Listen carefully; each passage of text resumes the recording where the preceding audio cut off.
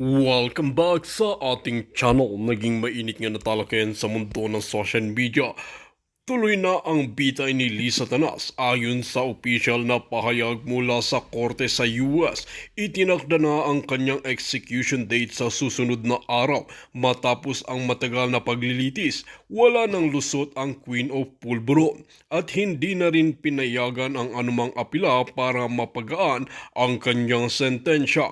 Galit na galit si Lisa Tanas matapos marinig ang balita at ayon sa ilang sources, muli siyang nagwala sa loob ng kulungan dahil dito mas hinigpitan pa ang seguridad sa kanya upang maiwasan ang anumang tangkang pagtakas o pananakit sa sarili. Maraming netizen ang nagsasabi na karma is real at nagtrending ang hashtag wala ka nang kawala sa social media. Ang mga pamilya ng mga naging biktima ng mga kanilang katiwalian ay nagsabing sa wakas makakamit na nila ang hustisya, samantala si Kuting na dati nang lumuhod sa hukuman para sa kapatawaran ni Lisa Tanas ay hindi pa nagbibigay ng anumang iniimbestigahan pa rin si Kuting sa kanyang posibleng koneksyon sa mga kabalbalan at marami ang naniniwalang hindi siya makakaligtas sa kaso. Ayon sa ilang ulat ay talagang nagtangkapang nag-file ng last minute appeal, ngunit agad itong ibinasura ng korte. Sa kabila ng lahat, walang special na trato ang ibibigay kay Lisa Tanas. Tatanggapin niya ang parusang itinakda ng batas, maigpit ang pagbabantay sa kulungan at siniguradong walang makakapagligtas sa kanya. Sa huling sandali, maraming netizen ang nagsasabing ito ang katapusan ng Queen of Pulburon at naghihintay ng opisyal na anonso mula sa ibang bansa. Authorities habang papalapit ang oras ng bitay, isang bagay ang sigurado, tuluyan ng magwakas ang kwento ni Lisa Tanas. While mga kaibigan, kung kayo ang tatanungin, ano ang inyong mga opinyon? Just comment below sa ating comment section at ating tatalakayin sa susunod na video. Panoorin nga natin ang buong detalye at kung bago ka pa lamang sa aking channel, huwag kalimutan i-click ang subscribe button at notification bell para lagi kang updated sa ating mga nagbabagang mga balita. Sabi ko nga, hanggang sa huling hininga o huling patak ng alindog ko. Gito yung ginagawa ngayon sa inyo sa Pilipinas na tayo ay ipapahuli. Kaya naman huwag kayong tumigil sa ikot buong Pilipinas na mag-gather kayo, lalo na ngayon panahon sa birthday ni Pangulong Duterte, 28. Kailangan natin mag-ingay sa buong mundo. Mga kababayan, nanap ko lang yung message, yung bago nilang ulat ng mga Jotang Ginimes. Alright, tignan natin. Okay. Alright, so ito. Ang sabi nito ng NBI, ito, balita ito balita. Hindi ligtas sa pananagutan ng mga Pilipino hindi ligtas sa pananagutan ang mga Pilipino sa ibang bansa na nagpapakalat ng fake news. Mga kababayan, ulitin natin, ang numerong unang nagpapakalat ng fake news ay ang Pulboronic government. Tignan nyo yung senior ko dyan na galing kay SAS, na ang nagla-like kay Lisa Tanas, kay Marcos Jr. ay mga Vietnamese or mga taga-Africa or whatever, mga troll account. Tapos tayo pagbibintangan, baliktad po ang mundo na ngayon. Kasi gano'n naman, ang mga bangag, yung may mga saltik, tamang hinala yan. Ang utak ng isang taong sunog na sa ipinagbabawal na gamot o ipinagbabawal na pulburon, wala na po sa tamang kaisipan. Ang tingin nila sa sarili nila sila yung tama. Lahat kayo dito na mga medical dito personnel o yung doctor na may idea sa psych di ba? Psych nursing. Ang mga juang, sorry po, yung mga biktima kasi, well, I'm just referring sa mga pulboronic. Ayoko maka-offend dun sa mga biktima ng, ng mga nagkaroon ng problem, mental challenge dahil sa kung ano man. Pero I'm just talking dito sa ang nakatulad ng mga bangag. Yang mga yan, you know that, Ang tingin nila sa ating mga normal na tao, tayo yung may something. Right? Tayo yung may something. Pero sila yung juang. Ito ngayon ang ginagawa ng bangag na gobyerno.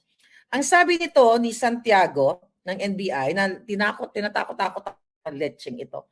Ito ang sabi niya, hindi ligtas sa pananagutan ang mga Pilipino sa ibang bansa na nagpapakalat ng fake news. Ito ang tiniyak ng National Bureau of Investigation sa gitna ng patuloy na pagkalat ng mga maling impormasyon mula sa Pinoy abroad.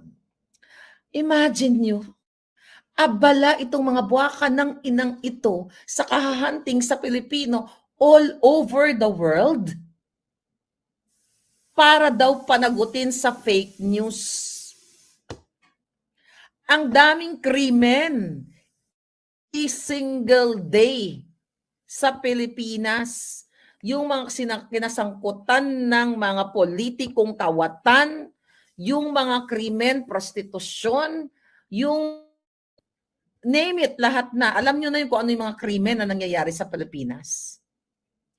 Yung resources ng pera ng bayan, imbis na gamitin para tayo magkaroon ng peaceful street sa buong Pilipinas, yan dapat inuubos ng gobyernong jutang din ng bangag na ito, pero uubusin sa mga Pilipino daw na nagpapakalat ng fake news. This is very Liza Tanas. Ang nire-refer kasi news, it's not really fake news. Ito yung mga ini-expose ko natin na kabangagan ni Marcos Jr., yung kidnapping, na-alarma sila, nakarating sa akin. Lumabas China, panoorin nyo, na nag-expose na si Lisa Marcos at si Marcos Jr. ang nag-facilitate ng kidnapping o illegal, ginawa nilang legal extraction like Pangulong Duterte, dun sa dalawang minor age. Kaya nataranta ang mga buwaka ng ina dahil hindi na lang po kwento ni Maharlika ang narinig ninyo. Hindi na lang itong expose ni Maharlika, or audio ang naririnig ninyo. Meron ng biktima na kasalukuyan na nagkaroon ng protection dito sa Belgium nabigyan ng protection ng gobyerno ng Belgium dahil sa mga ebidensyang pinakita niya ang conversation ni Lisa Tanas Marcos with Francis Lloyd T. Chua na ex niya. Yun ang ipinakita niya sa gobyerno ng kaya nabigyan ng asylum visa. And yung ginawa ko rin dito sa the Netherlands, hindi pala ako gumawa, na ay ulitin ko ulit, na sabi ko kay Spokesari Roque, Spokesari, baka makatulong itong authenticated na forensic result from California dyan sa asylum seeking mo o asylum application mo. So, nandito na ngayon. Di ba, pinakita ko sa inyo the other day, dala akong hard copy. So, ako yung nagsabi kay Spokesari dahil ako naman ang nasa akin kasi yung original copy. So ngayon, mga kababayan, nasa gobyerno na po ng the Netherlands. Alright? Kasama yan sa pag-apply ni Harry. Kaya yung mga jutang din nang sabing iba-block nila yung application ni Spokesari. Galingan nyo yung pagkatangan nyo, ha? Ganun yung mga nagmay sumulat, ako po, I'm a former Filipino, I'm a Dutch citizen now. BS. Ang hirap sa inyo mga palangga ko, mga Pilipino. Diyos ko, nagka-Dutch, naging citizen lang ng gato. Huwag kayong masyadong mayabang. Dahil brown pa rin ang line ninyo like me. Okay? Huwag kayong magyabang-yabang porket citizen na kayo ng ganito. Pwede ba? Huwag kayong self-entitled. Nakala nyo, ganito, ganyan. May karapatan kayo magpa-cancel. Katulad ng pa-deport si Marley. Nye. Galingan nyo. Manget pa. Okay, tuloy natin, sabi ng NBI. Ayon kay NBI Director Santiago, makikipagtulungan sila sa International Criminal Organization, sa Interpol, para habulin ang mga ito. Bring it on, Santiago. Ipadala mo na kaagad dito sa Netherlands yung Interpol na sinasabi mo. Padala mo Aantayin ko dahil dito na ako titira. Gusto ko nga ikulong na ako sa ICC. I'm serious. Yeah, sinasabi ko dito Di ba palangga? Sabi ko, gusto ko na magpakulong sa ICC. Hindi ako nagbibiro. Basta katabi ko si Pangulo, magkatabi kami ng, well, hindi naman nagkatulungan, kwarto. Basta allow nila ako magluto doon, paglutuan ko silang lahat.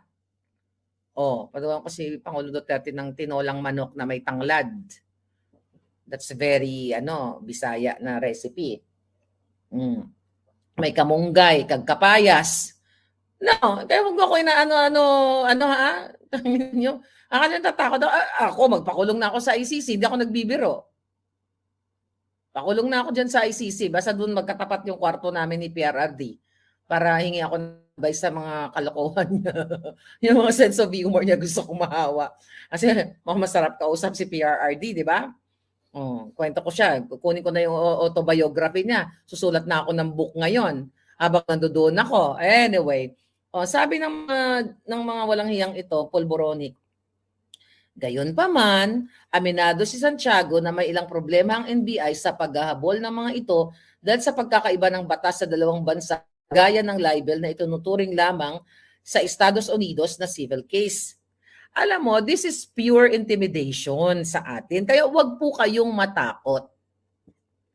Wag ka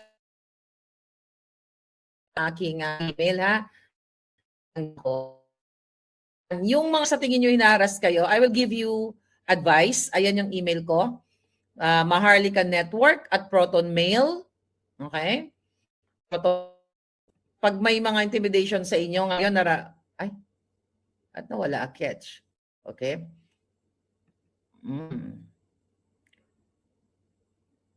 Ayan. Andiyan pa ba ako? Ano nangyari? Maharlika, nagkadula-dula na si Inday Giatay. So, ngayon, mga kababayan, pag in-intimidate kayo, what the heck? Sorry. Nandyan pa ba ako, Day? Nandyan pa ako. Okay. So, pag in-intimidate kayo, yan yung email ko. maharlikanetwork@protonmail.com. Okay? I-email niyo po ako dyan kasi bibigyan ko yung ng advice paano natin labanan ito. Huwag kayong matakot. Kasi ito to silence us. Sabi pa, alam pala niya like sa case ko, 'di ba? Yung case na 3 na lang yung pinail nila sa akin. Kasi gusto talaga nila ako ipadukot sa Amerika. At gusto talaga ako ipagurgor. Kaya itong mga ginagawa nila ngayon na intimidation lang to, panakot po ito sa inyo. Huwag kayong matakot ha. Kasi matatakot na kayo mag-post Huwag kayong matakot. Mag-email kayo dyan sa akin, Maharlika Network at Proton Mail. Bigyan ko kayo ng advice kung paano natin labanan ito legally. Paano natin mapaganda ng ating mga sarili. Leave it to the expert. Pagdating sa panggigipit, ako lang yon.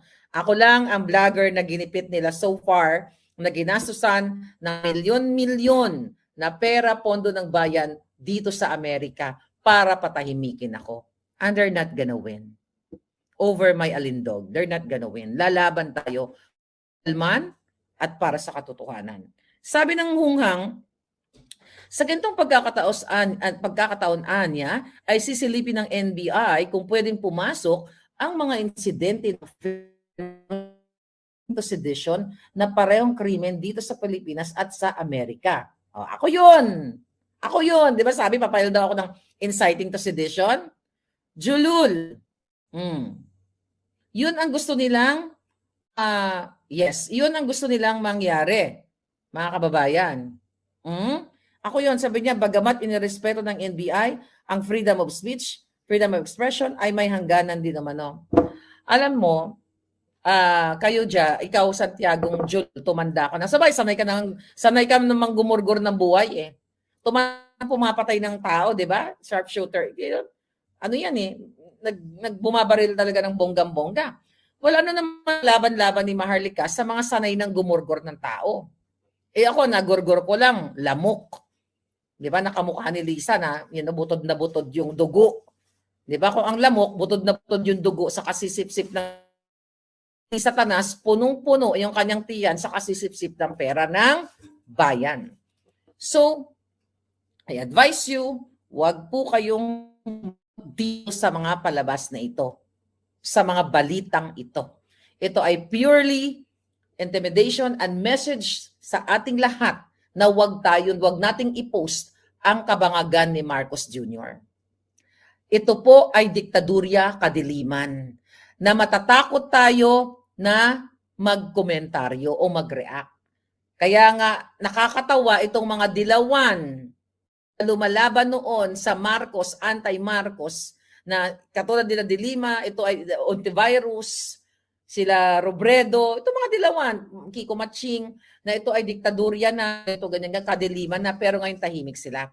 Ito lang ang mensahe. Ang dilawan, pulawan, equals bangagan. Ibig sabihin, they're not for the Filipino people, but for their vested interest. Kung saan komportable sa kanila at nagbibigay ng pabor ang isang gobyerno ng bangag, tatahimik sila. Kasi pera-pera sila at sila sa personal na interest.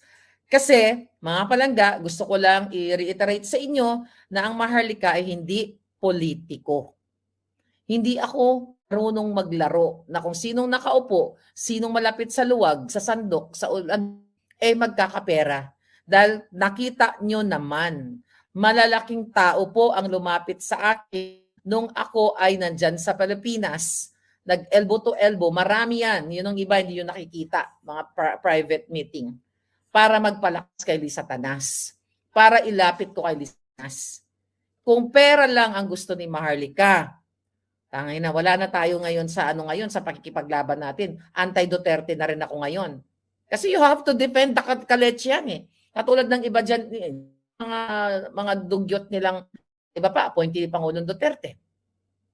Kasi pera-pera lang. Pero sabi ko nga, pinili kong manindigan laban sa mga bangag. The moment na nalaman ko, yung kaletsya nila, nagsalita ako. Kaya huwag tayong magpayag sa intimidation ito.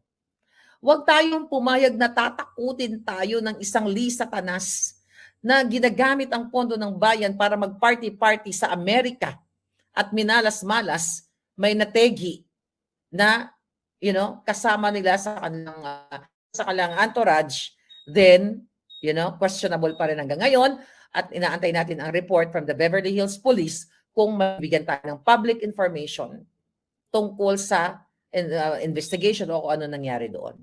So you have to fight, mga palangga. Hindi nating hahayaan na i-intimidate. Ito po ay pagsupil sa atin dahil nakikita nila, my God, all over the Netherlands, nakikita yung kami ng tao. I think magkakaroon ng parade ba dito? I don't know, wala pang schedule talaga. Wala pang plano na konkreto kung anong gagawin namin dito. But ako na ipag-coordinate naman ako. Canada, Norway, Croatia, Germany, America, Antarctica, Ecuador, pati sa Mars. Kung may Pilipino siguro doon, nagpapakitang, sa lahat ng planeta, di ba?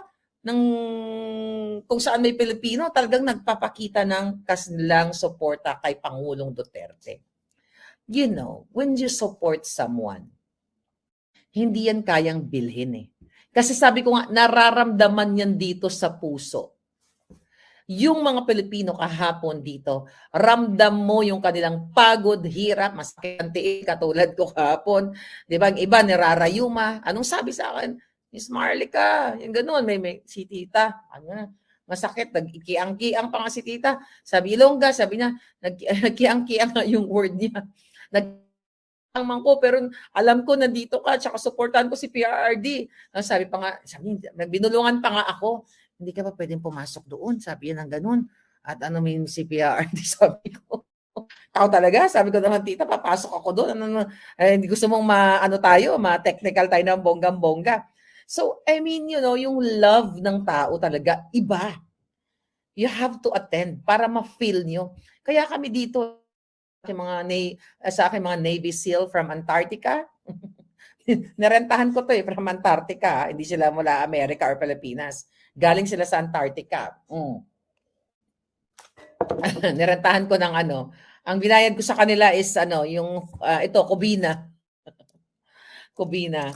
So, ayan, alam mo, pag nagkaroon ka ng palangga, you're so sweet. Ganito kami magkakaibigan. Tiyan mo, sinilbihan na naman ako ng Pansit Canton. Ito na naman ang breakfast namin, my God. Hindi kami lumalabas sa restaurant for breakfast kasi talagang grabe, Europa na. Ito na lang. Wala na kasi yung kaibigan naming May kaibigan kasi kaming Imotera nung, nung unang travel namin. Kaya lagi kami nagbe-breakfast sa labas. So ngayon, dahil ito, tipid-tipid kami. So pansit kanto na lang ang aming favorite. Masarap naman yan. Nakasanayan ko naman pagkain yan. So, mga kapangga, so ito yun. Ano pa yung question nyo? Ma'am, si Tatay Digong, may tanong kayo kahapon? Mari, pero gusto kong pasalamatan. Oy, King!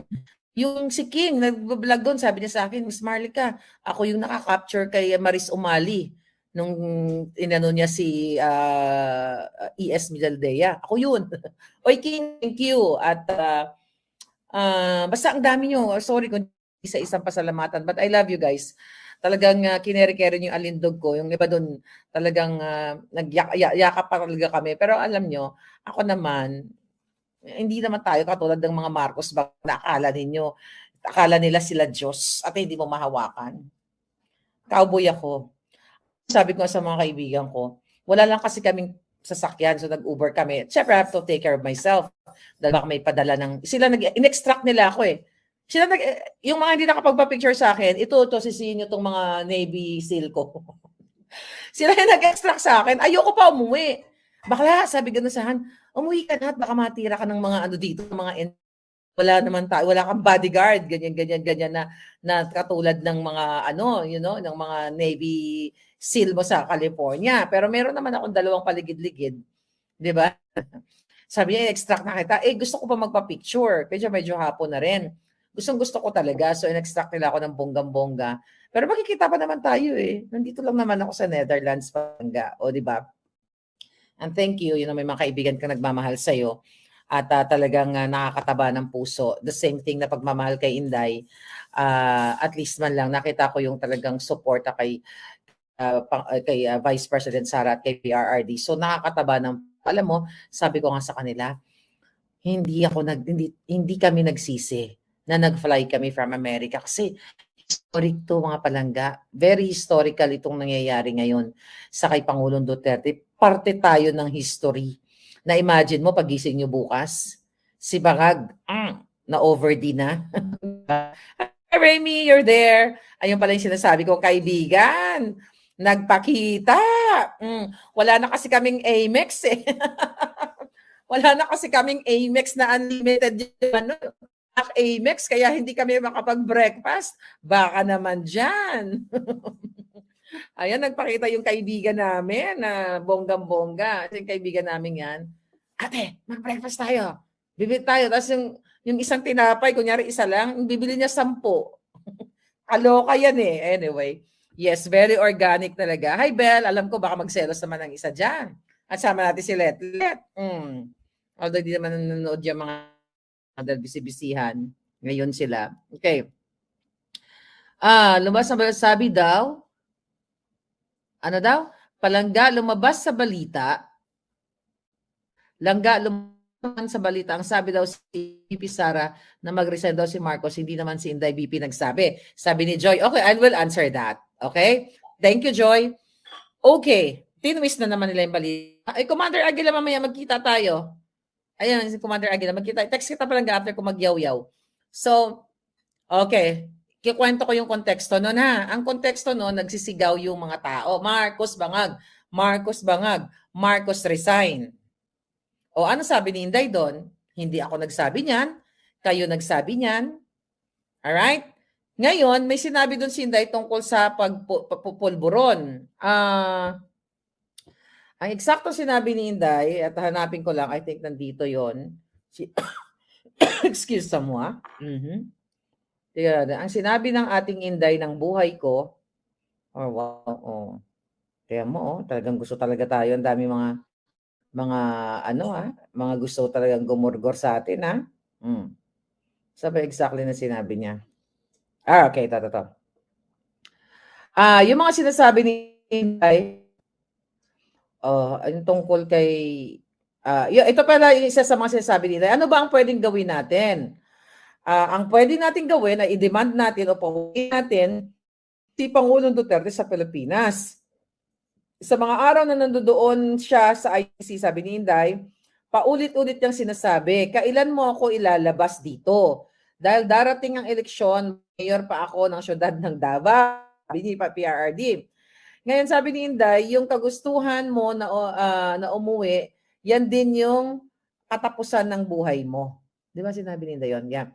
At sinabi niya sa akin, kung ganyan ang kapalaran ko, then basta lang makauwi ako sa Pilipinas. Kasi anything could happen. Dahil nga nakita nila lalo, nagkamali ang bangag sa pagpakidnap kay Pangulong Duterte. Nakita nila yung pagmamahal kay Pangulong Duterte. Akala kasi nila, once na mapakidnap nila ang Pangulong Duterte, mai-extract nila. Kasi ang nag-extract kay Pangulong Duterte, hindi naman ICC. Kundi yung mga umattend doon sa Senate hearing ni Mangga, kundi yung mga jutang gininas, yung Polboronic government, not the ICC. Okay? So ngayon, dahil nga hindi na umubra itong kanilang pagdukot, akala nila tatahimik yung tao. So the ultimate is the gurgur kay Pangulong Duterte. 'Di ba? Sabi ni Inday Sara doon, kaya sabi niya, wag nating tigilan ang panawagan sa ating gobyerno sa Pilipinas at sa lahat ng gobyerno na nakikinig at dito sa ICC na ipaalam sa kanila na mali ginawa kay Pangulong Duterte. At paano ba itama yon? Ibalik nyo sa Pilipinas si PRRD. Sabi niya, ituloy nyo yung kaso, walang problema. Balik nyo lang siya. So yun ang sabi Inday Sara, mga kababayan. So, I mean, ayan ito mga eksena ito. I mean, the ultimate solution of the bangag is to gurgur us. Gurgur Maharlika, gurgur Inday Sara. Let's imagine this. Alam ko pangit, ano? Imagine niyo to. Hindi yun papabayagan ng Diyos. Ito, naisip ko lang. Kunyari, napagurgur nila ako. Napagurgur nila si Inday Sara. Napagurgur nila si PRRD.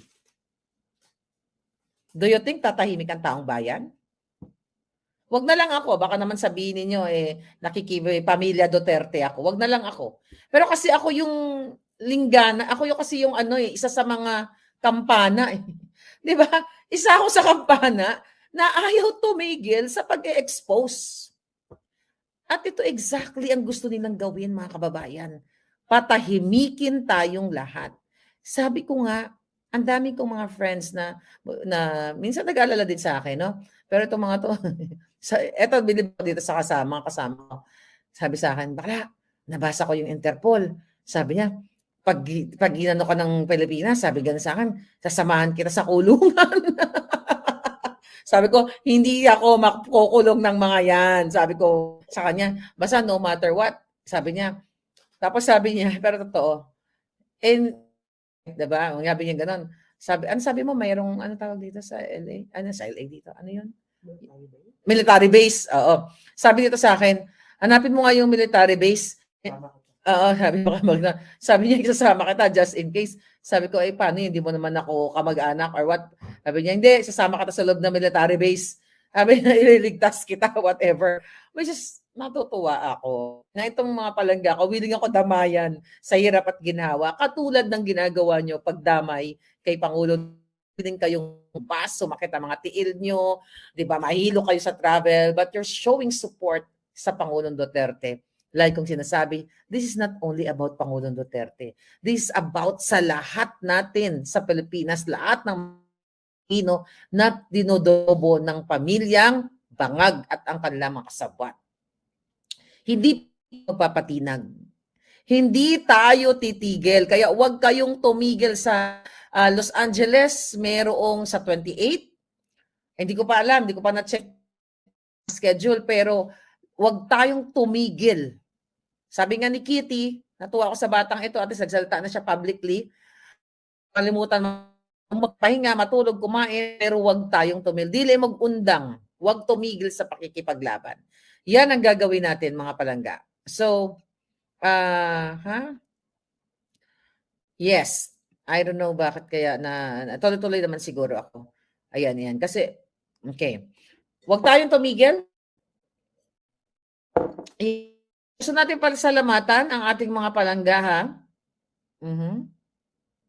Kung hindi ko pa kayo mabanggit, huwag kayong malala dahil naghahang yung naghahang yung aking Ma'am Rona, palangga, ayan. Maisog Vancouver will have a birthday celebration. Justice for PRRD rally on March 29. Ayan, Saturday, 4 to 8 p.m. We brought Attorney Harry Roque and Attorney Glenn Chong in Vancouver, July 24. Message seats are limited. Ayan, sila yung nag-organize din sa nung isang araw.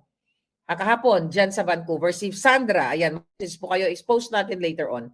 So, thank you palangga. Si ma'am, ayan, yung, hindi ko po mapasalamatan, pasensya na kayo, naghang yung computer ko. Rayson, thank you for so much. Si Connie Sanchez, madam, thank you.